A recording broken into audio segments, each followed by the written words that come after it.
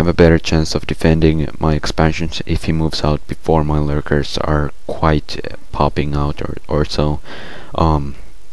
Also, like I said before, you also need quite fast hive.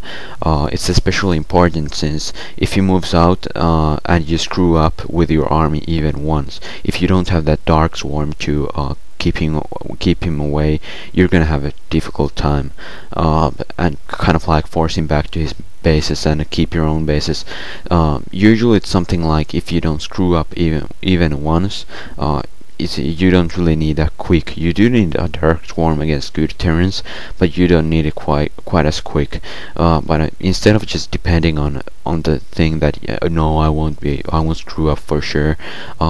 I prefer just taking it safe and playing it for sure, so to speak, and getting quite fast hive. Not so quick that it will destroy my economy or anything. That's the wrong way of thinking. But quick enough so that when he moves out with his tanks and vessels, he won't just steamroll me if he's really good and he has a really good macro and so on. Sometimes your army just won't be able to stop his army without a dark swarm, so it's important to have it somewhat in time. I also like to kind of like keep my opponent in his base with lurkers at his choke or so. That way I can control when he moves out, and I pretty much have now.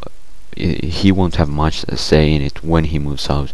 It's me deciding like all the way this will play out and all. So it's important really. And it really does provide a big advantage. Like if I didn't have those lurkers over here, he might have been already knocking at one of my expansions, so it's really useful to have my lurkers. Over here you also gotta remember not to get greedy, and here I try and kind of like move my lurkers back just out of tank range, so they have to siege and unsiege again and again, buying me more time for my defilers. Also, I like to think that my expansions create their own drones.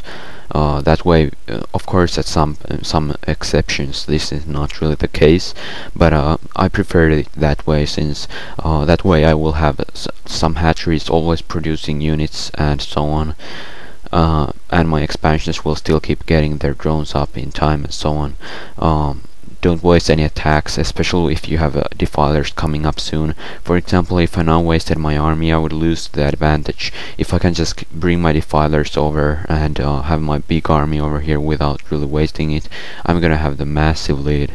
Also notice, since I had some mutas remaining from my mutalist harass, it's quite fine to make a greater spire, since it's practically free to make guardians. It's very effective, and it's pretty much free to make guardians when you already have the mutas. You just gotta make the greater spire, and then you gotta morph them to guardians, and they're a really powerful asset. You can pretty much drive a huge army of marines and medics back just like that, even without very good positioning or micro, and this buys me just enough time to get my energy and lurkerling up with the defilers. Now there's pretty much not a thing he can do. If I can force him back to his base like this with the defilers and dark swarm before he has like 12 vessels to irradiate everything, there's not much he can do.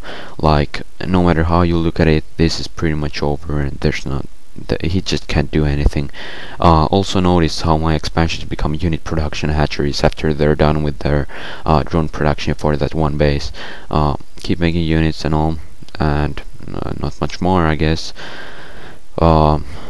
Just another thing is that keep making defilers and keep bringing them to the front. If you can keep constant dark swarms up, when he readies one defiler you bring another one, it's really good for you, and it's a totally different thing.